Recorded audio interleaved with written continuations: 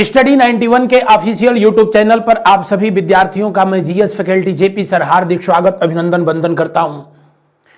प्रिय विद्यार्थियों, एक बार पुनः हम लोग उपस्थित हैं स्टडी 91 के प्रीलिम्स स्पेशल के स्पेशल एपिसोड में, जिसमें इस समय हम लोग मध्यकालीन भारत और मध्यकालीन भारत में भी सल्तनत काल के लोधी वंश के संदर्भ में अध्ययन करेंगे। लोधी वंश जो कि भारत पर शासन करने वाला अंतिम अफगान राजवंश था। जी नहीं, पहला अफगान वंश था, सल्तनत काल का अंतिम राजवंश था। और इससे प्रश्न हमेशा जो है बनते रहते हैं, जैसा कि आप जो है देख रहे हैं, दिल्ली सल्तनत काल का अंतिम राजवंश कौन था, दिल्ली के किस सुल्तान ने ब्राह्मणों पर जजिया कर लगाया था, या तुर्कान चिहलगानी का उल्लेख सबसे पहले किसने किया था, महाराणा सांगा ने इब्राहिम लोदी को किस युद्ध में पराजित किया था, जैसे प्रश्नों का हम लोग अब अवलोकन करेंगे, दीदार करेंगे, अध्ययन करेंगे। आज का पहला प्रश्न स्क्रीन पर, निम्नलिखित में से कौन दिल्ली सल्तनत का अंतिम वंश था? तुगलक वंश, लोदी वंश, सैयद वंश या खिलजी वंश? दिल्ली सल्तनत काल जो है कब से कब तक रहा था, मैं बार बार आपको बताता रहा हूं, बिल्कुल रट जाना चाहिए आपको कि सल्तनत काल का जो है टाइम पीरियड रहा था वर्ष 1206 से लेकर के कब तक, 1526 तक। कितने वर्षों का ये जो है राजवंश या सल्तनत काल था? आप कहेंगे कि गुरुजी 320 वर्षों का जो है ये राजवंश सल्तनत काल रहा था, जिसमें कितने राजवंशों ने शासन किया था? जी हां, कुल 5 राजवंश जो है शासन किए थे। मैं बताया था कि सबसे पहला जो राजवंश था उसका नाम था क्या? गुलाम वंश। गुलाम वंश या इसी को ममलूक वंश के नाम से जाना गया, इसी को इलवरी वंश के नाम से जाना गया। यह पहला राजवंश था। दूसरा जो है खिलजी राजवंश था, तीसरा जो है तुगलक राजवंश था, चौथा जो है सैयद राजवंश था, और अंतिम और पांचवा जो राजवंश था वो कौन सा था? लोधी वंश। गुलाम वंश को और किस नाम से जाना गया? ममलूक वंश के नाम से जाना गया, ममलूक वंश के नाम से जाना गया। और किस नाम से इसको जाना गया? इसे इलवरी के नाम से जाना गया। किस नाम से? इलवरी के नाम से जाना गया, इलवरी वंश के नाम से जाना गया, इलवरी वंश के नाम से जाना गया था। अगर पूछा जाए गुलाम वंश कब से कब तक रहा, तो वर्ष 1206 से लेकर के कब तक? जी हां, 1290 तक। कितने वर्ष तक रहा? आप कहेंगे कि बस इतने वर्ष तक। कितने वर्ष तक? 84 वर्ष। गुलाम वंश में कुल कितने शासकों ने शासन किया था? 11 शासकों ने शासन किया। कितनों ने शासन किया? कुल 11 शासकों ने शासन किया था। 11, एक दर्जन में एक कम। और इस वंश का जो संस्थापक था, मैं बताया आप लोगों से कि कुतुबुद्दीन ऐबक था। कौन था? कुतुबुद्दीन ऐबक। कुतुबुद्दीन ऐबक, इसको कुतुबुद्दीन पढ़ेंगे, कुमारी ऐबक नहीं पढ़ेंगे। जबकि वास्तविक संस्थापक इस वंश का था, जिसका नाम था क्या? इल्तुतमिश। क्या नाम था? इल्तुतमिश नाम था, इल्तुतमिश नाम था। दिए हुए प्रश्न का कौन सा विकल्प सही होगा? बताने की जरूरत नहीं है कि दूसरा विकल्प सही होगा। खिलजी वंश कब से कब तक शासन किया? तो खिलजी वंश वर्ष 1290 से लेकर के और कब तक? 1320 तक। मैं बताया कि यह सबसे कम समय तक शासन करने वाला राजवंश, और सिर्फ 30 वर्ष खिलजियों का भारत पर जो है दिल्ली पर शासन रहा था। कितने वर्ष तक? 30 वर्ष तक। अलाउद्दीन खिलजी का चाचा जलालुद्दीन खिलजी इस वंश का संस्थापक था। सैयद वंश जो कि भारत पर कब से कब तक शासन किया? तीसरा जो राजवंश तुगलक वंश था, जो 1320 से लेकर के 1414 तक। कब तक? 1414 तक। कितने वर्ष? 94 वर्ष। जबकि चौथा राजवंश कौन सा? सैयद वंश, 1414 से 1451, 37 वर्ष। और पांचवा और अंतिम था लोधी वंश। कब से कब तक? जी हां, 1451 से 1526 तक, 75 वर्ष। तो दिए हुए प्रश्न का कौन सा विकल्प सही होगा? दिए हुए प्रश्न का दूसरा विकल्प सही होगा। तुगलक वंश का संस्थापक गयासुद्दीन मोहम्मद तुगलक, लोधी वंश का संस्थापक बहलोल लोधी, सैयद वंश का संस्थापक खिज्र खां, खिलजी वंश का संस्थापक कौन सा? जी हां, जलालुद्दीन खिलजी। आपको एक ट्रिक बता देता हूं, इसको जो है आप याद रखेंगे, इसको याद रखेंगे। जिसने भी बनाया बहुत अच्छा बनाया। क्या? कुत्ता जल गया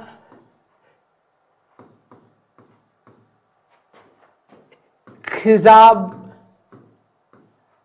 से बे। कुत्ता जल गया खिजाब से बे, इसे कैसे याद रखेंगे? जी हां, तो इसका मतलब जो है कोई दिल पर न ले।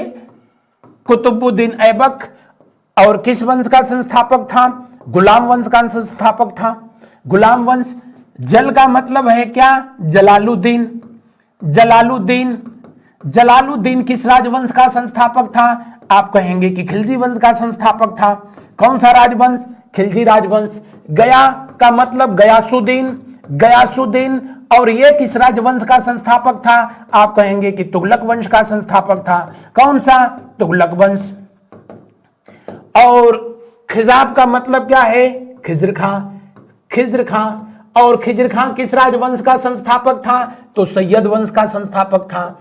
कौन सा? सैयद वंश का। और अंतिम, ये सिर्फ सेंटेंस बनाने के लिए, बे का मतलब कौन है? बहलोल लोदी। कौन सा? बहलोल लोदी। और बहलोल लोदी जो है किस वंश का संस्थापक था? तो लोदी वंश का संस्थापक। तो इस तरह से आप लोगों का प्रश्न बनता रहता है कि इन राजवंशों के फाउंडर कौन थे, ऐसे आप याद रख सकते हैं। इन राजवंशों को भी याद करने का मैं एक ट्रिक क्रम जो है बताया था। क्या? गुल खिले तो सांस, गुल खिले तो सांस लो मामू। तो लो का मतलब क्या है? लोदी वंश। सांस का मतलब क्या है? सैयद वंश। तो का मतलब क्या है? तुगलक वंश। खिले का मतलब खिलजी वंश। गुल का मतलब गुलाम वंश। तो इनको आसानी से आप ऐसे जो है याद कर सकते हैं। स्क्रीनशॉट लेना चाहें तो ले सकते हैं, ताकि इससे प्रश्न बने तो फिर उसको आप शूट कर सकें। अगला प्रश्न देखिए। एक लोदी सुल्तान जो सिंहासन पर न बैठ करके कालीन पर बैठा करता था, वह था? जी हां, लोदी वंश में सबसे कम सुल्तान रहे हैं। कई बार पूछा है, इस बात को जो है याद रखना। सल्तनत काल में किस वंश में सबसे कम सुल्तान रहे? लोदी वंश में। कौन कौन? तो इस वंश का संस्थापक था कौन? बहलोल लोदी।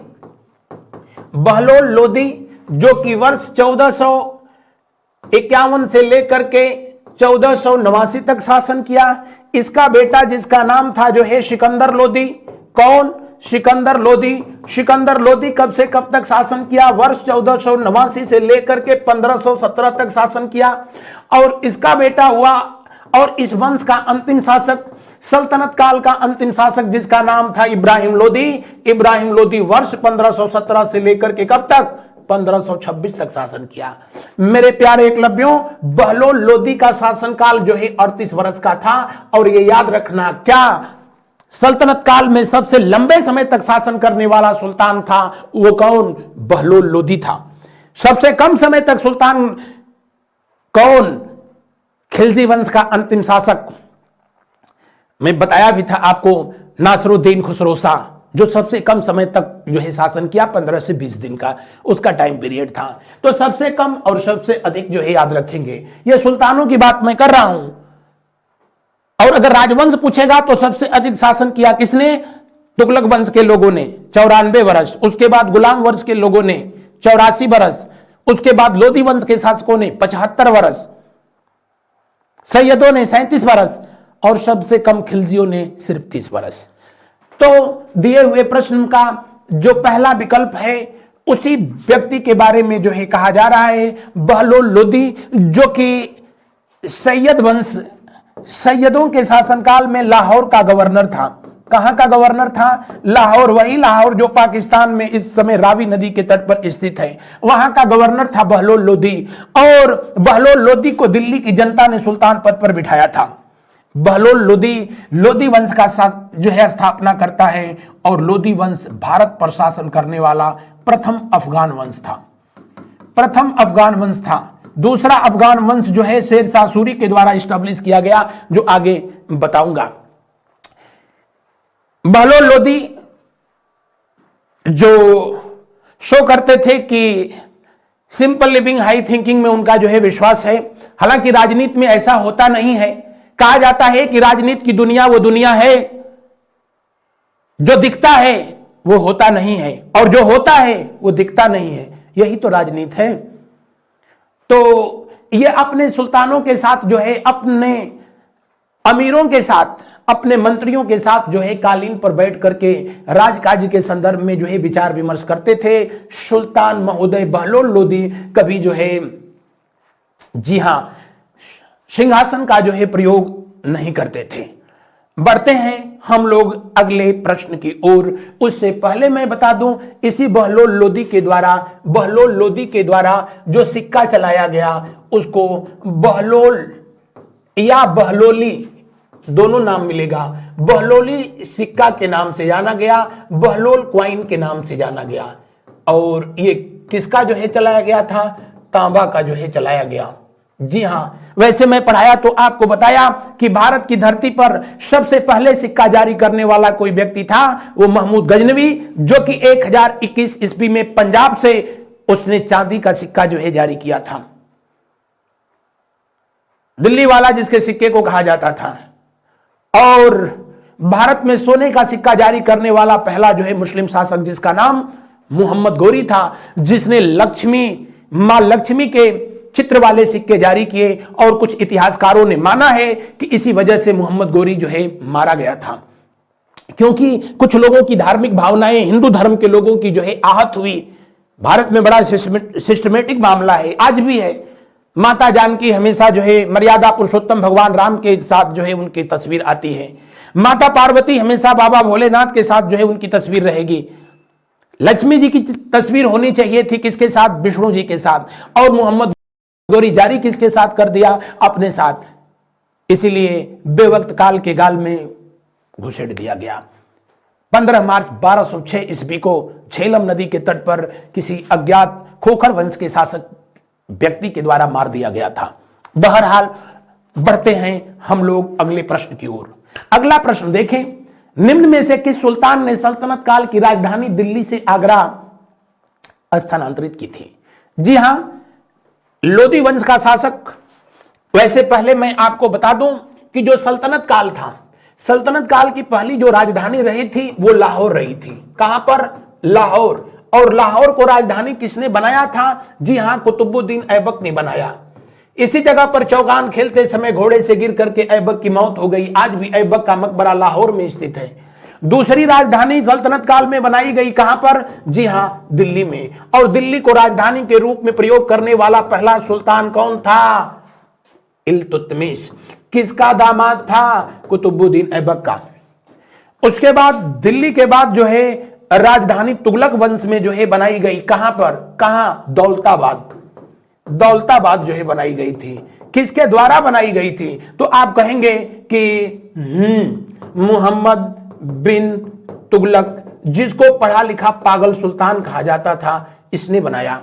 और उसके बाद हालांकि पुनः राजधानी दिल्ली जो है लाई गई थी। और दिल्ली के बाद जो है अगली राजधानी जो बनाई गई, और सल्तनत काल की अगली राजधानी और अंतिम राजधानी रही थी, वो थी कौन सी? आगरा। तो याद रखें, पहली राजधानी लाहौर, दूसरी राजधानी कौन सी? दिल्ली, तीसरी कौन सी? दौलताबाद, और चौथी कौन सी? जी हां, आगरा शहर। आगरा शहर को पहले पहले पहले किस नाम से जाना जाता था? जी हां, अग्रबन के नाम से जाना जाता था। किस नाम से? अग्रबन के नाम से जाना जाता था। अभी उत्तर प्रदेश के जो है विधानसभा में वहां के तत्कालीन विधायक के द्वारा यह मांग भी उठाई गई थी कि आगरा का पुराना नाम फिर से बहाल किया जाए, आगरा को अग्रबन कर दिया जाए। और बाबा हैं तो सब संभव है। बाबा तो खैर बाबा हैं। तो यह काम जो है किसके द्वारा जो है किया गया? सिकंदर लोदी के द्वारा जो है किया गया। कब किया गया? तो आगरा शहर को 1504 में इन्होंने स्थापित किया और वर्ष 1505 में इसको राजधानी के रूप में इस्तेमाल करने की परंपरा इन्होंने शुरू कर दी थी। आगरा शहर की स्थापना सिकंदर लोदी ने किया था ऐसा कहा जाता है, लेकिन हकीकत तो यह है कि आगरा पहले से ही राजपूत शासकों के द्वारा इसको राजधानी के रूप में, एक शहर के रूप में इस्तेमाल किया जा रहा था। आजकल यह भी मामला जो है चर्चा में है, राजपूत शासकों के द्वारा ही सबसे पहले जो आज आगरा में यमुना नदी के तट पर किला है उसको सबसे पहले परमार वंश के शासकों ने बनवाया था। आज भी जाएंगे तो आगरा में इस पार जो है आपको किला, जबकि उस पार जो है ताजमहल दिखेगा। और ताजमहल को तजवाले मंदिर जो है बार बार बताया जा रहा है। ये मामला जो है अब तो न्यायालय तक जो है पहुंच चुका है कि क्या वाकई ताजमहल कभी जो है हिंदू धर्म के जो है देवता भगवान भोलेनाथ का मंदिर था। बहरहाल उस पर न्यायालय अपना जो है निर्णय देगा। हम लोग बढ़ते हैं अगले प्रश्न की ओर। उससे पहले मैं बता दूं कि सिकंदर लोदी के द्वारा ज्वाला देवी मंदिर को तोड़वाया गया था। ज्वाला देवी मंदिर उन दिनों नगरकोट, कांगड़ा जिला, हिमाचल प्रदेश, ज्वाला देवी मंदिर को जो है तोड़वा दिया गया। किसके द्वारा? सिकंदर लोदी के द्वारा। और यहां देवी की मूर्तियों को जो है टुकड़ों टुकड़ों में जो है खंडित कर दिया गया। और इतना ही नहीं, उन टुकड़ों को जो है कसाईयों को मांस तोड़ने के लिए दे दिया गया। तो सोच सकते हैं कि सिकंदर लोदी, यद्यपि कि सिकंदर लोदी एक हिंदू मां के गर्भ से जन्म लेने वाला व्यक्ति था, लेकिन दूसरे धर्म के प्रति इसका भी जो है व्यवहार बड़ा ही अजीबोगरीब था। ज्वाला देवी मंदिर को जो है खंड कर दिया गया और ज्वाला देवी मंदिर को तोड़ा गया।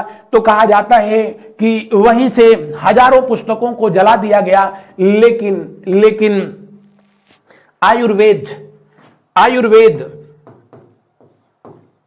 ऋग्वेद के उपवेद को आयुर्वेद कहा जाता है, जिसको अत्रि मुनि के द्वारा जो है लिखा गया। आयुर्वेद का इन्होंने फारसी भाषा में अनुवाद कराया और उसका नाम दिया क्या? फरहंग ए सिकंदरी। क्या नाम दिया? फरहंग ए सिकंदरी का नाम दिया। फरहंग ए सिकंदरी का नाम दिया। या इसी पुस्तक को जो है कहा जाता है क्या? तिब्बत ए सिकंदरी। क्या कहा जाता है? तिब्बत ए सिकंदरी के नाम से जाना जाता है। और इसका फारसी भाषा में अनुवाद किया किसने था? अगर आपसे ये पूछे तो आप कहेंगे कि मीर भुआ के द्वारा जो है इसका अनुवाद किया गया था। मीर भुआ के द्वारा जो है इसका अनुवाद किया गया था। कहा जाता है कि इनका वास्तविक नाम भुआल था, यानी ये हिंदू थे। जब इन्होंने इस्लाम धर्म जो है स्वीकार कर लिया तो ये हिंदू ब्राह्मण जो थे अब मीर भुआ के नाम से जो है जाने जाते हैं। और उन्हीं के द्वारा जो है फरहंग ए सिकंदरी का जो है अनुवाद किया जाता है। किस भाषा से? तो संस्कृत भाषा से। किस भाषा में? जी हां, फारसी भाषा में अनुवाद किया जाता है। सिकंदर लोदी खुद भी एक अच्छा साहित्यकार था और फारसी भाषा में यह कविता लिखता था। किस नाम से? गुलरुखी के नाम से। बढ़ते हैं अगले प्रश्न की ओर। गुलरुखी कहा जाता है कि इनकी प्रेमिका थी जिनके बारे में इन्होंने जो है जीवन भर कविता लिखा। भगवान जाने क्या मामला रहा होगा। अगला प्रश्न देखें। दिल्ली सल्तनत के किस सुल्तान ने यह घोषणा की थी कि राजा का कोई सगा संबंधी नहीं होता है? इन्होंने तो खैर अनाउंसमेंट कर दिया था, लेकिन तो ये हकीकत ही है। राजनीति की दुनिया वो दुनिया होती है जहां कोई किसी का सगा नहीं होता है। पद और पैसा मिले तो राजनीति में बैठे कुछ लोग ऐसे हैं, इतना गिर जाते हैं जितना पैसे की कभी कीमत नहीं गिरती। उस समय भी थे, आज भी कुछ ऐसे हैं, हर साल पार्टी बदल देते हैं, किसी का नाम मैं नहीं लूंगा। बहरहाल राजा का कोई सगा संबंधी नहीं होता है, ये अनाउंसमेंट किया गया था, ये कहा गया था किसके द्वारा? जी हां, इब्राहिम लोदी के द्वारा कहा गया। इब्राहिम लोदी, लोदी वंश का अंतिम शासक, जो कि वर्ष 1517 से लेकर के वर्ष 1526 तक शासन किया था।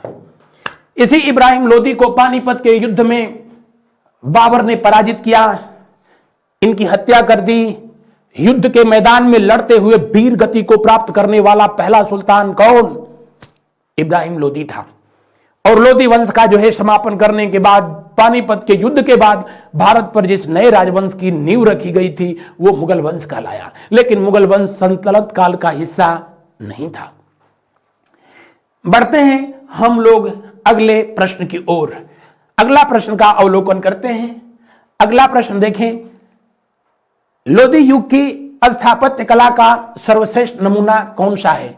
मोठ की मस्जिद, लोदी गार्डन्स, शीश गुंबद या दादी का गुंबद? मोठ की मस्जिद। मोठ की मस्जिद का निर्माण जो है मीर भुआ ने करवाया था। किसने करवाया? मीर भुआ ने। कहां पर करवाया? दिल्ली में। किसके शासनकाल में करवाया? जी हां, सिकंदर लोदी के शासनकाल में किया। किसके शासनकाल में? सिकंदर लोदी। सिकंदर लोदी के शासनकाल में। सिकंदर लोदी बहलोल लोदी का बेटा और एक हिंदू मां के गर्भ से उत्पन्न व्यक्ति, लेकिन हिंदू धर्म के प्रति इसका भी रवैया बिल्कुल वैसे ही रहा जैसे सल्तनत काल के दूसरे सुल्तानों का रहा था। मोठ की मस्जिद सल्तनत काल की अंतिम इमारत जो है मानी जाती है और लोदी स्थापत्य कला का सर्वश्रेष्ठ नमूना माना जाता है। लोदी गार्डन्स भी जो है चर्चा में था। आप मुझको कमेंट करके जो है बताना कि इसका नाम बदल करके अब क्या कर दिया गया है। बढ़ते हैं हम लोग अगले प्रश्न की ओर। मकबरों की अष्टभुजाकार आकृति मध्यकालीन भारत के निम्नलिखित में से किस वंश की विशेषता थी? जी हां, एक इतिहासकार हुए जिनका नाम था पर्सी ब्राउन। पर्सी ब्राउन ने लोदी वंश और सैयद वंश को मकबरा का स्वर्णिम काल कहा था। वैसे भारत में मकबरा निर्माण की प्रथा सबसे पहला जो मकबरा बनवाया गया था वो इल्तुतमिश के द्वारा बनवाया गया था। किसके द्वारा? इल्तुतमिश के द्वारा। इल्तुतमिश किस राजवंश का व्यक्ति था? गुलाम वंश का वास्तविक संस्थापक था। और इल्तुतमिश का बेटा था जिसका नाम था जो है नासिर उद्दीन। क्या नाम था? नासिर उद्दीन। नासिर उद्दीन की जब जो है मौत हो जाती है, नासिर उद्दीन की मौत हो जाती है तो इसी का जो है मकबरा बनवाया था। किसने? इल्तुतमिश ने। कहां पर? दिल्ली में। और उसे सुल्तानगढ़ी का मकबरा कहा गया। क्या कहा गया? सुल्तानगढ़ी का मकबरा। तो ध्यान रखेंगे, भारत में सबसे पहला मकबरा जो है बनवाया गया था किसके द्वारा? इल्तुतमिश के द्वारा। इल्तुतमिश के द्वारा। और किसका मकबरा था? तो इल्तुतमिश के बेटे का मकबरा था। नासिर उद्दीन का जो है मकबरा था। कब बनवाया गया था? यह बनवाया गया था वर्ष 1232 में। कहा जाता है इल्तुतमिश के दो बेटे थे, एक का नाम था नासिरुद्दीन, दूसरे का नाम था रुकनुद्दीन। लेकिन इल्तुतमिश सबसे ज्यादा अपने बेटों से परेशान था और कहा भी गया है दुनिया में जो किसी से नहीं हारा है हमेशा अपनी औलाद से हारा है। इल्तुतमिश के दो बेटे, एक का नाम नासिरुद्दीन, दूसरे का नाम रुकनुद्दीन, और दोनों एक से एक थे। नासिरुद्दीन बड़ा था, दोनों टाइम कोल्ड ड्रिंक लेता था। एक छोटा था रुकनुद्दीनवा सिर्फ अभी एक टाइम कोल्ड ड्रिंक लेता था। ये इतना अधिक जो है शराब पीता था कि शराब पीने की वजह से अत्यधिक मदिरापान के कारण ही इसकी मौत हो गई थी। और उसी का मकबरा इल्तुतमिश के द्वारा अपने बेटे का मकबरा सुल्तानगढ़ी का मकबरा बनवाया गया। भारत की धरती पर बनवाया गया ये पहला मकबरा था। कहा गया है कि आवश्यकता से अधिक धन होना भी व्यक्ति के पथ भ्रष्ट होने का एक कारण हो जाता है। और युवावस्था में तो पूछना ही नहीं है, युवावस्था में आवश्यकता से बहुत अधिक धन होना बिल्कुल वैसे ही है जैसे करेला नींव पर चढ़ गया हो। तो नसरुद्दीन वैसा निकल गया और रुकनुद्दीन की वही हालात थी। इसलिए मैं पढ़ाया था तो बताया कि इल्तुतमिश ऐसा पहला सुल्तान था जिसने अपनी बेटी रजिया को अपना सुल्तान जो है अपना उत्तराधिकारी जो है घोषित किया। तो ये पहला मकबरा था। अष्टभुजाकार मकबरा सबसे पहले भारत में किसका बनवाया गया था? तो सबसे पहला जो है मकबरा बनवाया गया था उनका जॉन ए तेलंगानी। ये बहुत पूछता है। इनके सुपुत्र महोदय के द्वारा 1360 में बनवाया गया। कहां पर बनवाया गया? दिल्ली में।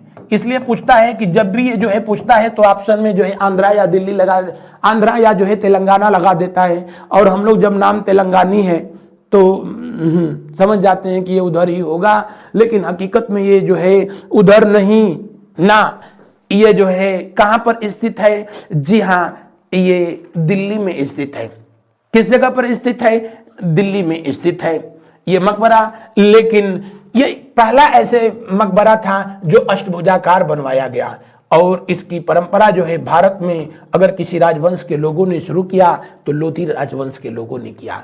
दो प्रकार के मकबरे बनाए जाते थे। अष्टभुजाकार जो मकबरा होता था वो हमेशा सुल्तान का मकबरा होता था, जबकि जो है जो चतुर्भुज मकबरा होता था, चौकोर मकबरा होता था, वो किसका होता था?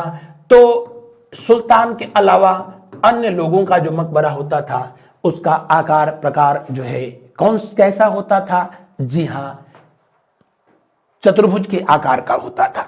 और सबसे पहला मकबरा जो है बनवाया जाता है किसके द्वारा? लोधी वंश में। तो आप कहेंगे कि सिकंदर लोधी के द्वारा। सिकंदर लोधी के द्वारा अपने पिता बहलोल लोधी का मकबरा जो है दिल्ली में बनवाया गया। और बहलोल लोधी का मकबरा जो है इस तरह लोधी वंश का पहला मकबरा था। लोधी वंश के जो मकबरे बनाए गए वो जो है उस पर 2 गुंबद बनाए गए। ये इसकी जो है ये विशेषता थी। आपसे पूछा भी जाता है। अगला प्रश्न, भारत में शाही द्वारा गुंबद का पहला उपयोग निम्नलिखित में से किस इमारत में प्रमाणीकृत हुआ है? अभी तो मैंने बताया था सिकंदर लोधी का जो है मकबरे में। सिकंदर लोधी का मकबरा को किसने बनवाया था? तो इब्राहिम लोधी ने बनवाया था। इब्राहिम लोधी जो कि इनके सपूत थे। और इसके अलावा शेरशाह सूरी का मकबरा जो वर्तमान बिहार में सासाराम में है। कहां पर है? सासाराम में भी। यहां पर भी जो है द्विगुंबद वाले जो है मकबरे बनवाए गए हैं। हुमायूं का मकबरा कहां है? दिल्ली में है, जो उसकी पत्नी ने जो है बनवाई थी। आगे पढ़ाया जाएगा। बाबर का मकबरा कहां है? तो काबुल में है। बाबर का मकबरा जो है काबुल में, काबुल नदी के तट पर स्थित है। बढ़ते हैं अगले प्रश्न की ओर। निम्नलिखित को सुमेलित कीजिए और नीचे दिए गए कूट से सही उत्तर का चयन कीजिए। जामा मस्जिद। जामा मस्जिद एक तो दिल्ली में है, लेकिन जो दिल्ली में जामा मस्जिद है उसको बनवाया था किसने? शाहजहां ने। यहां जो जामा मस्जिद है उसको बनवाया था किसने? हुसैन शाह ने। और हुसैन शाह सर की। और यह है कहां पर? यह है जौनपुर में। वही जौनपुर जिसको सिराज हिंद कहा गया, वही जौनपुर जिसको फिरोज शाह तुगलक ने अपने भैया जौना खां के याद में बनवाया। मोट मस्जिद सिकंदर लोधी के टाइम पीरियड में बनाई गई। कहां पर? दिल्ली में। कहां पर है? दिल्ली में। किसने बनवाया था? मीर भुआ ने बनवाया। झाझरी मस्जिद यह भी जौनपुर में है। कहां पर है? जौनपुर में। जौनपुर में सरकी वंश के शासक ने जो है इसका निर्माण कार्य कराया, इब्राहिम सरकी। हजार सितून का महल 1303 में दिल्ली में बनवाया था अलाउद्दीन खिलजी ने। चित्तौड़गढ़ की लड़ाई को जीतने के बाद कुव्वत उल इस्लाम भारत की धरती पर बनाई गई पहली मस्जिद थी, जो जैन धर्म के 40 मंदिरों को तोड़ करके बनवाई गई। किसके द्वारा? कुतुबुद्दीन ऐबक के द्वारा। किसके सलाह पर? मोहम्मद गोरी के राजनीतिक गुरु कुतुबुद्दीन बख्तियार खान काकी की सलाह पर बनाया गया था। तो दिए हुए प्रश्न का कौन सा विकल्प सही होगा? देखिए, पहले का 3 यानी ए का 3। Oh my God. चलिए बी का 1 1 1 1 यानी जो है ये नहीं हो सकता है। सी झाझरी मस्जिद, सी का दूसरा, सी का दूसरा, सी का दूसरा, सी का दूसरा, तो यहां भी है, यहां भी है, सी का 2। उसके बाद जो है कुव्वत उल इस्लाम को किसने बनाया था? जी हां, कुतुबुद्दीन ऐबक। ई का कौन सा होगा? चौथा होगा। तो दिए हुए प्रश्न का जो है कौन सा विकल्प जो है सही होगा? दिए हुए प्रश्न का जो है ये विकल्प सही होगा। लेकिन लेकिन लेकिन ये टाइपिंग का जो है मिस्टेक है, क्योंकि बी और सी जो है दोनों सेम एज है। बढ़ते हैं अगले प्रश्न की ओर। बाकी इसकी व्याख्या मैंने जो है आप लोगों को बता दिया। ये दोनों सरकी वंश के शासक थे और सरकी वंश की स्थापना किया था मलिक सरवर ने। किसने? मलिक सरवर, जो कि एक हिजड़ा था, उसी के द्वारा जो है सरकी वंश की स्थापना की जाती है। कहां पर? जौनपुर में। और सरकी वंश के शासन के दौरान जौनपुर जो है अपने विकास के पराकाष्ठा पर था, जिसे सिराजे हिंद के नाम से जाना जाता था। अगला प्रश्न देखें। कला इतिहासकार पर्सी ब्राउन ने किस काल को मकबरों का काल कहा है? अभी तो मैंने बताया था, सैयद और लोदी वंश के शासकों ने सबसे अधिक मकबरों का निर्माण कराया, इसलिए इसको time period of the Tom के नाम से जो है जाना गया। इल्वरी वंश गुलाम वंश का ही जो है दूसरा नाम है। गुलाम वंश का ही दूसरा नाम है। जब आपसे पूछेगा कि पहला मकबरा सबसे पहले किस वंश के शासकों ने बनवाया, तो आप कहेंगे कि गुलाम वंश के शासकों ने, इल्वरी वंश के शासकों ने। और किसने बनवाया था? इल्तुतमिश ने। किसने? इल्तुतमिश ने। इल्तुतमिश। और किसका मकबरा बनवाया? अपने बेटे नासरुद्दीन का मकबरा बनवाया, जिसे सुल्तानगढ़ी का मकबरा कहते हैं, जो वर्तमान में अब हरियाणा में पड़ जाता है। बढ़ते हैं अगले प्रश्न की ओर। अगले प्रश्न का करते हैं हम लोग पोस्टमार्टम। तुर्कान ए चिहलगानी का उल्लेख सबसे पहले किसने किया है? तुर्कान ए चिहलगानी का उल्लेख दो इतिहासकारों ने किया। एक तो किया था जिलाउद्दीन बर्नी ने। किसने? जिलाउद्दीन बर्नी ने किया है। और बर्नी में बताया था कि उस समय का इतिहासकार, जो कि मोहम्मद बिन तुगलक और फिरोज शाह तुगलक के शासनकाल में रहा, जिसकी पुस्तक का नाम है तारीख ए फिरोज शाही, जिसमें इसने किया।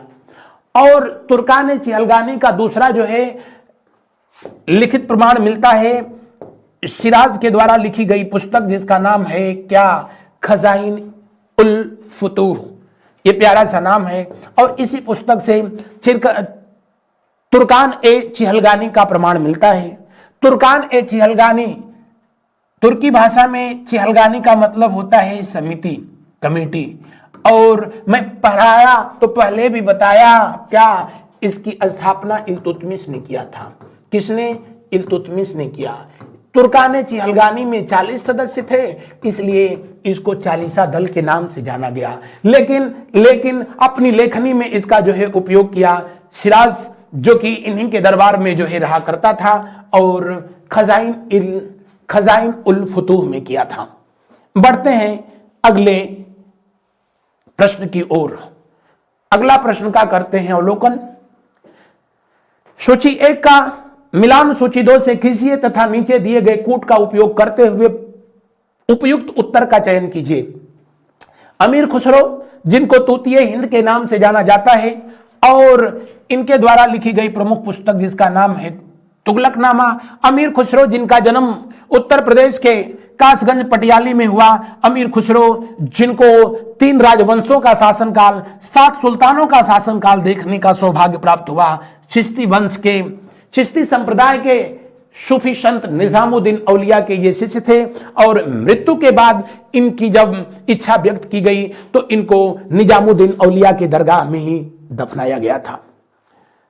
तुगलकनामा इन्होंने लिखा था। इनके द्वारा एक अन्य पुस्तक लिखी गई, जिसका नाम है आशिकी।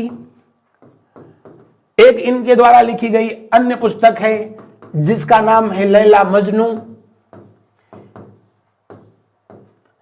एक अन्य पुस्तक है। ऐसे ही अच्छी अच्छी पुस्तकें इन्होंने जो है लिखा है। इब्न बतूता मैंने पढ़ाया तो बताया, मोहम्मद बिन तुगलक के शासनकाल में आया था। जिंदगी का 11 वर्ष ये पट्टा पैदल चलने में जो है व्यतीत कर दिया था। अफ्रीका महाद्वीप का देश है मोरक्को। मोरक्को का रहने वाला इब्न बतूता जब उसको भारत को देखने का सनक सवार हुआ, पट्टा घर से पैदल 19 वर्ष की अवस्था में निकल गया और दिल्ली जब आया तो 30 वर्ष का हो चुका था। यानी जिंदगी का 11 वर्ष पैदल चला, इतना बड़ा दिमाग का पैदल था। और उस समय दिल्ली में भी एक पैदल था, मोहम्मद बिन तुगलक, और पैदल पैदल मिले तो दोनों पैदल इंस्पायर हो गए। मोहम्मद बिन तुगलक ने इसको दिल्ली में अपना काजी नियुक्त किया कि तुम्हारे जैसे टैलेंटेड पर्सन, प्रतिभावान व्यक्ति न दुनिया में कभी कोई हुआ, न है, न होगा। अब पैदल चलने में कौन सा टैलेंट था, लेकिन सत्ता में बैठे हुए सत्ताधीश जो कहें वही सही है, जो बोले वही कानून है, चाहे तब चाहे अब। बहरहाल इब्न बतूता ने अपनी जीवनी रेहाला में लिखा था, और रेहला या रेहाला का ही अंग्रेजी भाषा का अनुवाद जब पढ़ा था कोलंबस, तो वो भारत खोजने चल दिया था। मिन हाज सिराज जिलाउद्दीन बर्नी ने लिखा था तारीख ए फिरोज शाही, और सिराज जो कि कुतुबुद्दीन ऐबक और इल्तुतमिश के शासनकाल में रहा, इसने लिखा तबकात ए नासिरी। तो दिए हुए प्रश्न में कौन सा विकल्प सही? पहले का तीसरा, यही एक खरीद है तो यही सही होगा, बाकी सोचने विचारने ना। अगला प्रश्न देखें, दिल्ली के किस सुल्तान ने ब्राह्मणों पर भी जजिया लगाया था?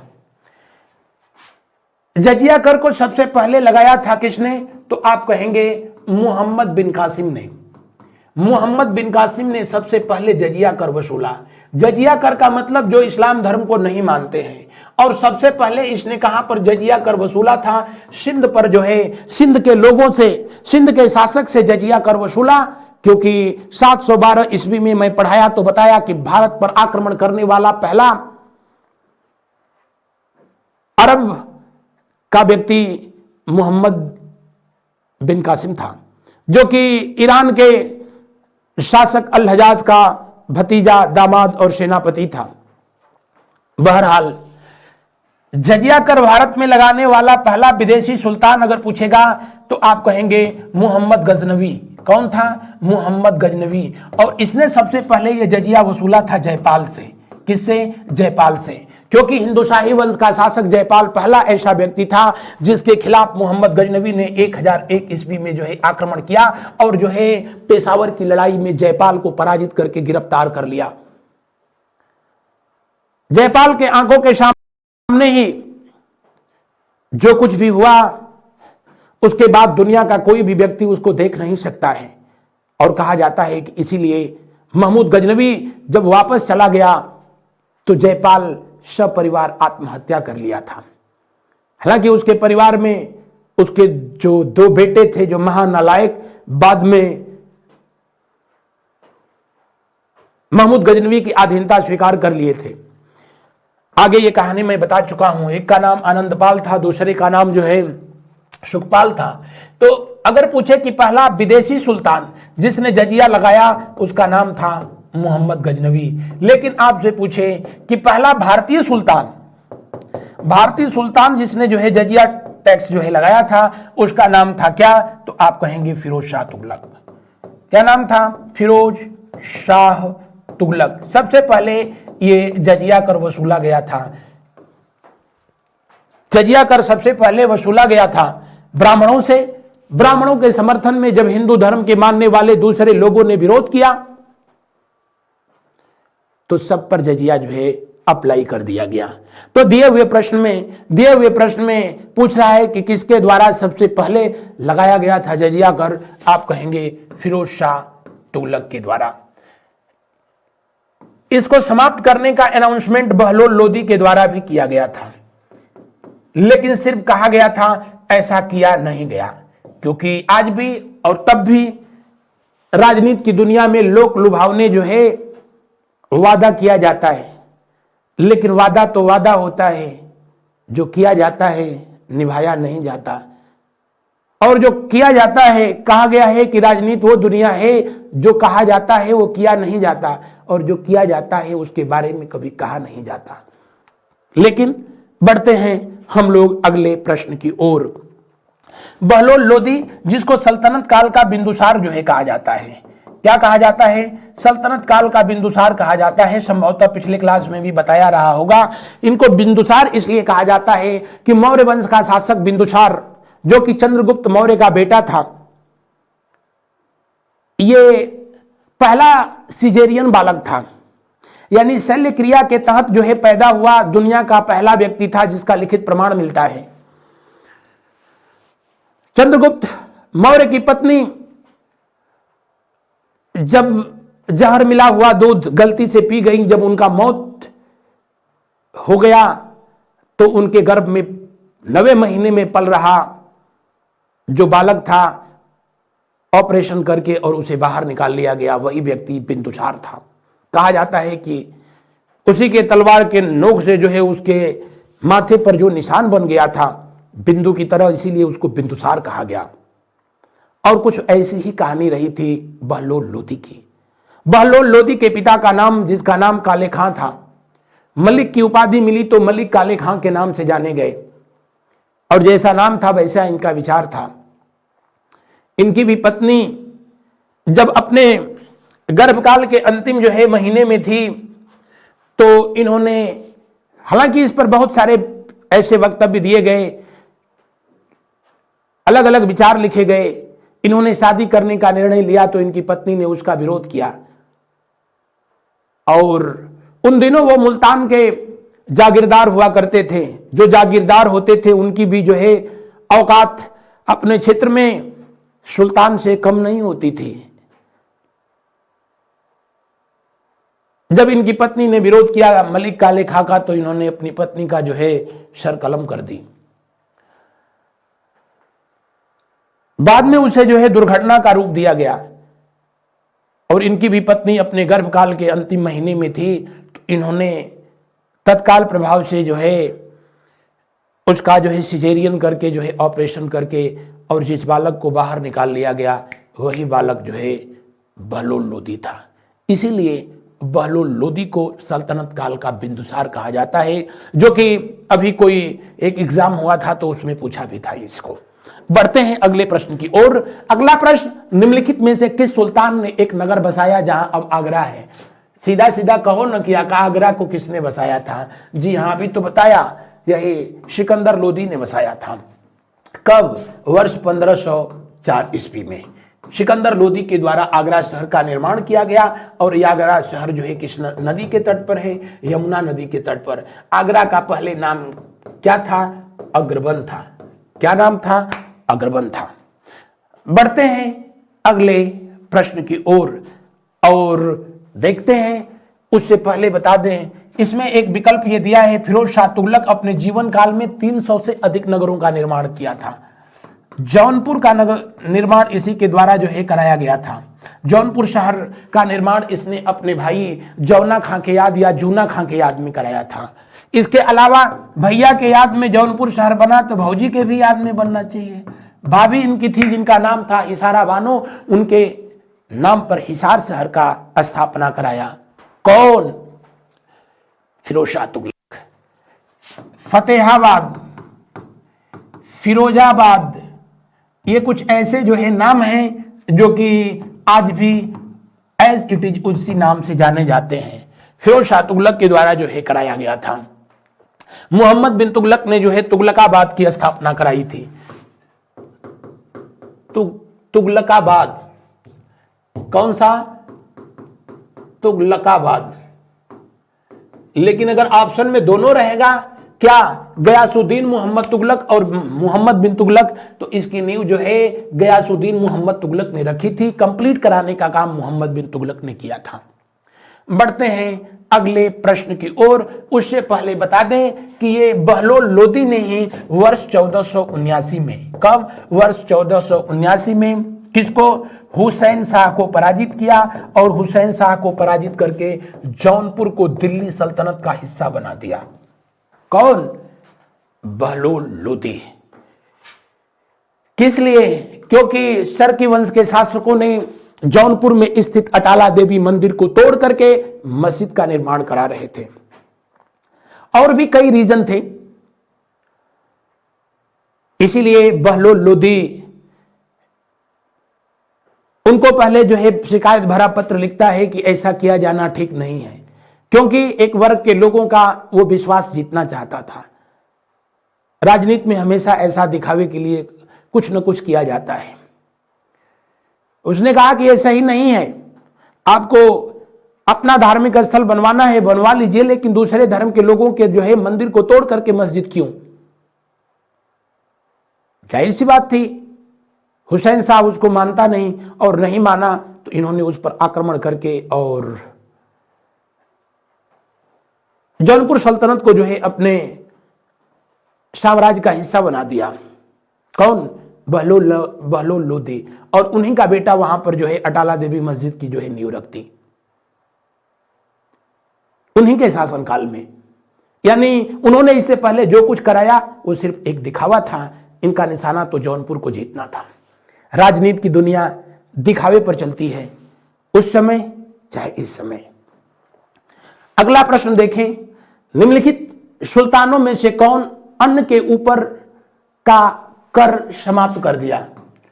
टैक्स होना चाहिए। अनाज के ऊपर जो टैक्स लिया जाता था उसको समाप्त करने का काम सिकंदर लोदी ने किया था। अगर पूछे कि सबसे पहले जो है किस पर टैक्स हटाया गया, तो मक्का पर जो है हटाया गया, उसके बाद जो है धीरे धीरे सभी फसलों से हटा दिया गया, क्योंकि उन दिनों एक टैक्स लिया जाता था जिसका नाम था जो है हर्ब ए सब, एक तरह का सिंचाई कर था जो कि फिरोज शाह तुगलक के शासनकाल में जो है उससे लगाया गया था। उसके अलावा भूमि कर लिया जाता था, मुसलमानों से लिया जाता था तो उसको उस्र कहा जाता था, हिंदू या गैर जो है मुस्लिम लोगों से लिया जाता था तो उसको कहा जाता था क्या? अन्य लोगों से भी जो है टैक्स लिया जाता था और उसे खराज के नाम से जाना जाता था। खराज को भारत में सबसे पहले मोहम्मद बिन कासिम ने जो है लगाया था। तो एक बार भूमि जो है टैक्स ली जाती थी, उसके बाद हर्ब लिया जाता था, उसके बाद अभी लगान अलग से लिया जाता था, तो सब तो ले ही लिया जाता था। इसीलिए जब अकाल पड़ा तो इनसे जो है लोगों ने निवेदन किया कि लगान को समाप्त किया जाए, तो इसको इन्होंने समाप्त किया और उसके बाद हमेशा आगे के सुल्तानों ने भी जो है उसे समाप्त ही कर दिया था।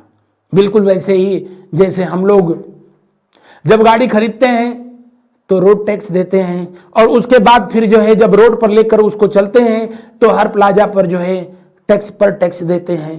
तो वैसा ही उस समय भी था, उन लोगों ने इसे सही कर लिया, लेकिन हम लोगों के यहाँ ये सही नहीं हो सकता है जो मैंने अभी बताया था। बढ़ते हैं हम लोग अगले प्रश्न की ओर और देखते हैं अगले प्रश्न में क्या लिखा गया है। किसने गुलरुखी के उपनाम से कविताओं की रचना की? अभी तो बताया था मैंने, किसने किया था? जी हाँ, सिकंदर लोदी के द्वारा किया गया था। किसके द्वारा किया गया था? सिकंदर लोदी के द्वारा जो है किया गया। लज्जत ए सिकंदरी बहुत पूछता है कि ये किससे संबंधित पुस्तक है, और जब भी पूछता है तो ऑप्शन में दे देता है पाक शास्त्र, हम लोग उसी में जो है लज्जत ए सिकंदरी भारतीय शास्त्रीय संगीत पर फारसी में लिखी गई पहली पुस्तक है, फारसी की प्रथम पुस्तक है, ध्यान रखेंगे। इन्हीं के शासनकाल में इसको लिखा गया था। किसके द्वारा? मीर भुआ के द्वारा। यह फारसी भाषा में अनुवाद किया गया था। अगला प्रश्न, राणा सांगा ने इब्राहिम लोदी को किस युद्ध में पराजित किया था? जी हां, दरअसल सिकंदर लोदी की जब मौत हो गई, सिकंदर लोदी की मौत हो गई तो सिकंदर लोदी ने अपने बेटे इब्राहिम लोदी को अपना उत्तराधिकारी घोषित किया, जबकि अपना एक बेटा जिसका नाम था जलाल खान लोदी को जो है जौनपुर सल्तनत जो है उसके हवाले कर दी। थोड़ी सी कहानी सुन लेंगे। सिकंदर लोदी की जब मौत हो गई, इब्राहिम लोदी सुल्तान बना तो जलाल खान शैतान बन गया और उसको भी दिल्ली का तख्तोताज चाहिए था। दिल्ली का तख्तोताज भारत की राजधानी में दिल्ली में हमेशा राजनीति का केंद्र रहा है, रहा था, है, रहेगा। भारत की राजधानी हमेशा भारत की राजनीतिक गतिविधियों का केंद्र बिंदु रही है।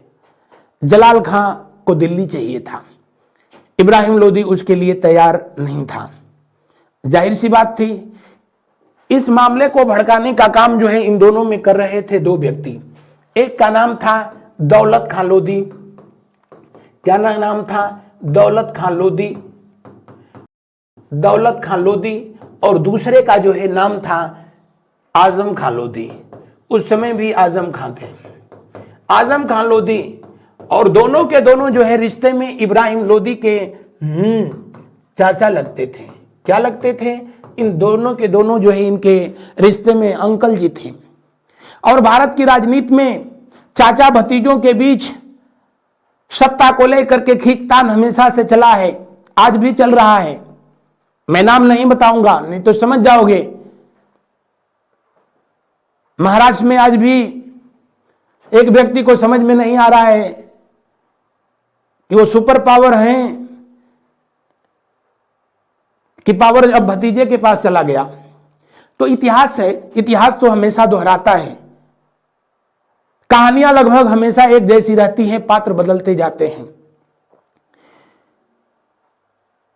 सिकंदर लोदी की जब मौत हो गई गले की बीमारी के कारण, क्योंकि कोल्ड ड्रिंक बहुत जम के लेता था, और मैंने बताया ना, पावर और पैसा जिस व्यक्ति के पास हो और उसके पास अवगुण न हो, ऐसा हो नहीं सकता, कदापि नहीं हो सकता।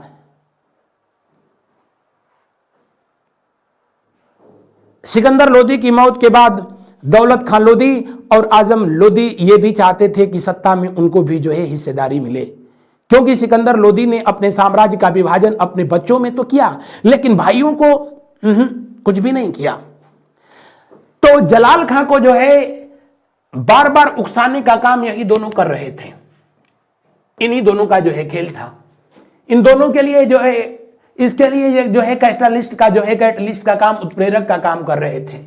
और उसका खामियाजा ये हुआ कि इब्राहिम लोदी ने जो है अपने ही भाई को, जलाल खां को हलाल कर दिया, खत्म कर दिया। और इनके जो चचा थे दौलत खां लोदी, नाम दौलत खां लोदी था, लेकिन हकीकत में ये दरिद्र खां लोदी थे। भाई इनको भी सत्ता चाहिए थी और इब्राहिम लोदी उसके लिए तैयार नहीं था। और उसका नतीजा हुआ क्या? उसका नतीजा यह हुआ कि इब्राहिम लोदी को अपने चाचा जी से जो है दुश्मनी मोल लेनी पड़ी। उन दिनों मेवाड़ प्रशासन कर रहा था एक व्यक्ति जिसका नाम था जो है राणा सांगा, जिसके बारे में आगे पढ़ाऊंगा कि बाबर अपनी जीवनी में तुजुक ए बाबरी में राणा सांगा का उल्लेख किया है कि उस समय का सबसे ताकतवर शासक था। राणा सांगा और इब्राहिम लोदी में भी जो है ठन गई थी। किस बात को लेकर के? ये अग्रबन को लेकर के, आगरा को लेकर के। कहा जाता है कि आगरा राजपूत शासकों का ही जो है क्षेत्र था, जिसे कालिंदी के तट पर जब किले का निर्माण कराया गया, जो वर्तमान समय में आगरा में आज भी आगरा का किला कहलाता है। हालांकि वर्तमान जो स्वरूप है उसको बनवाया था अकबर ने, उससे भी पहले राजपूत शासकों ने उस जगह पर किला बनवाया। राजपूत शासकों ने ही यमुना नदी के तट पर भगवान भोलेनाथ को समर्पित तजोआलय मंदिर का निर्माण कराया था, तेजोआलय मंदिर। सिकंदर लोदी की मौत हो गई, उसके बाद इन क्षेत्रों पर राणा सांगा ने अधिकार करने का जो है प्रयास किया। कुछ इतिहासकारों ने लिखा कि नहीं, जो तेजोआलय मंदिर था उस मंदिर में, राजस्थानी इतिहासकारों ने यह प्रमाण दिया कि उस मंदिर में जो पूजा पाठ होता था उसको लेकर के जब इब्राहिम लोदी, जो अभी नया नया सुल्तान बने थे, अभी नया खून था, इन्होंने रोक लगाई तो राणा सांगा ने उसका विरोध किया। इन्होंने कहा कि उस मंदिर में किसी तरह का जो है धार्मिक गतिविधि नहीं हो सकती है, क्योंकि वो हमारा है, उसने कहा कि हमारा है, तेरा है कि मेरा है, चलो देख लिया जाए। तब तो दो ही विकल्प होते थे, या तो नन आब्दीज नहीं तो कट आब्दीज।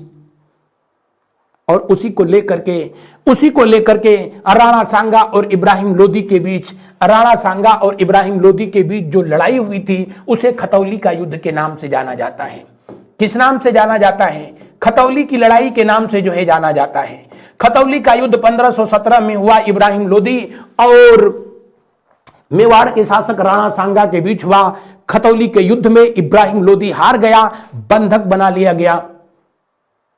और सबसे विचित्र बात थी कि पंजाब का उस समय जागीरदार था कौन? दौलत खान लोदी। वो एक स्वतंत्र शासक के रूप में वहां शासन कर रहा है। इस विपद की घड़ी में अपने भतीजे का साथ नहीं दिया, जबकि उन दिनों के नियमों के अनुसार जब युद्ध होता था तो राज परिवार के लोग युद्ध के मैदान में सबसे पहले पहुंचते थे।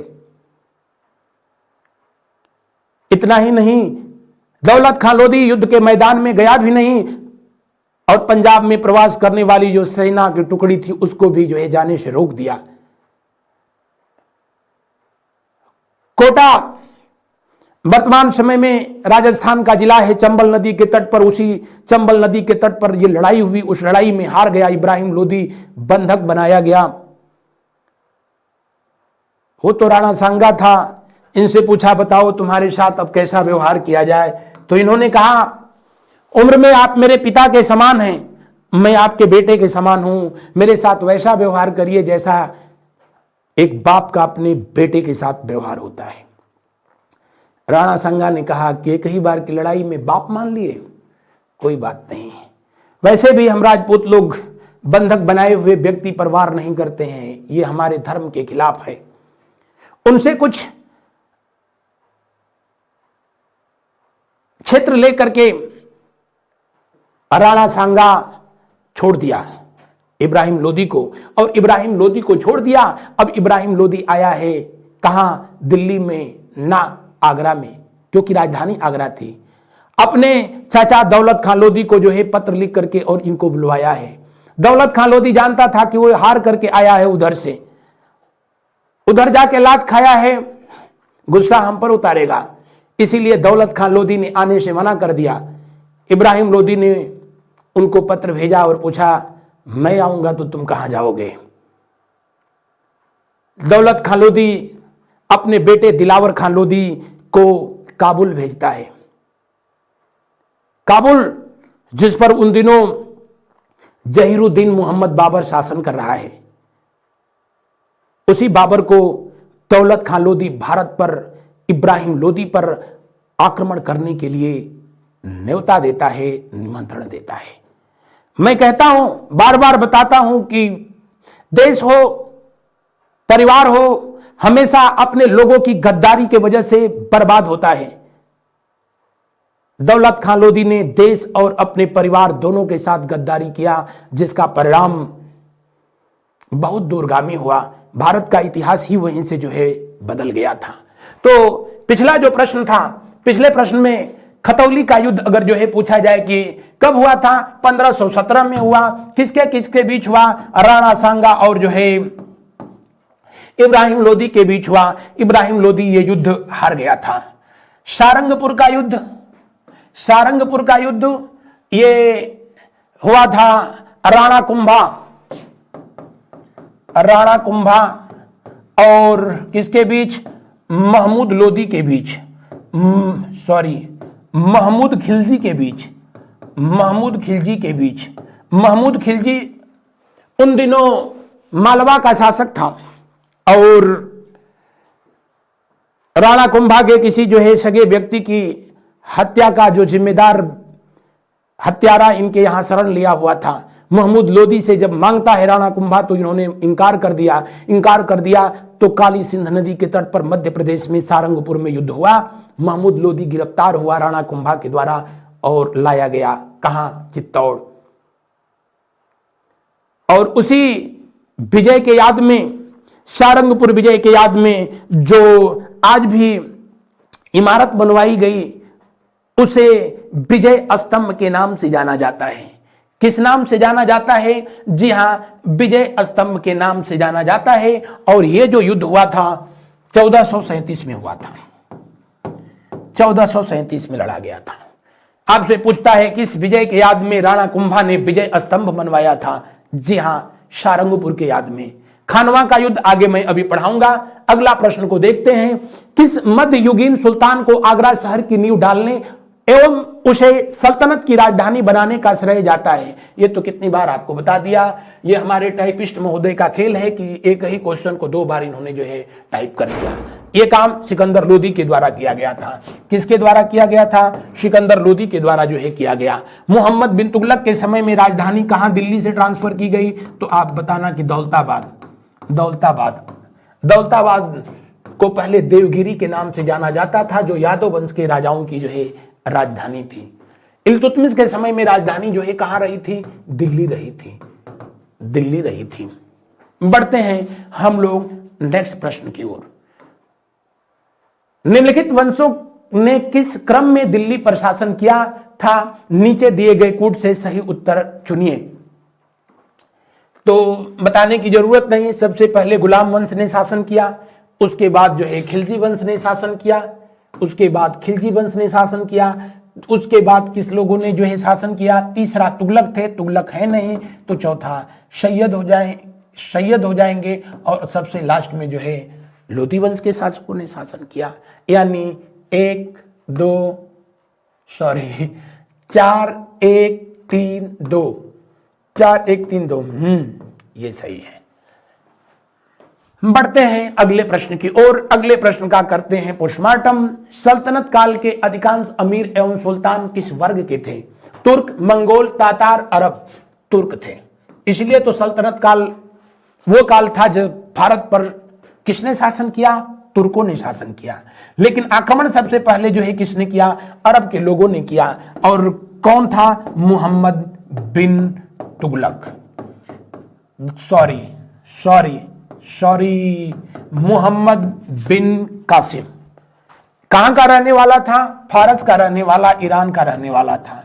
वैसे भी भारत पर जो है पहला विदेशी आक्रमण 512 ईसा पूर्व में दारा प्रथम ने किया था। दारा प्रथम भी वहीं का रहने वाला था, ईरान का रहने वाला था। लेकिन दारा इस्लाम धर्म का मानने वाला व्यक्ति नहीं था, क्योंकि उन दिनों तो अभी इस्लाम धर्म था ही नहीं। 570 ईस्वी में मोहम्मद साहब के जन्म के बाद इस्लाम धर्म का उदय होता है। अगला प्रश्न को हम लोग देखते हैं। सल्तनत काल के सिक्के टंका, ससगनी एवं जीतल किन धातुओं के बनाए जाते थे? तो टंका और ससगनी इसका होता था, किसका? सिल्वर का होता था। जीतल किसका होता था? तांबा का होता था, तांबा। और ये दोनों सिक्के किसके द्वारा चलाए गए? इसको चलाया था इल्तुतमिश ने। किसको? इल्तुतमिश के द्वारा जो है चलाए गए थे। आज भी कहा जाता है कि बांग्लादेश की करेंसी क्या है? टका। उसी टंका का बिगड़ा हुआ रूप है। तो दिए हुए प्रश्न का कौन सा सही होगा? पहला विकल्प। तो मेरे प्यारे एकलव्यों, ये था आज का सेशन। आप अपने बहुमूल्य विचार कमेंट बॉक्स में जरूर टाइप करेंगे, और किस प्रकार के और जो है आप सुधार चाहते हैं, या इतिहास के अलावा और कौन से सब्जेक्ट का जो है सेशन जारी किया जाए, आप लोग कमेंट करके अवश्य बताना। आज बस इतना ही। थैंक यू, धन्यवाद। आप सभी को शुभ रात्रि, good night to all of you.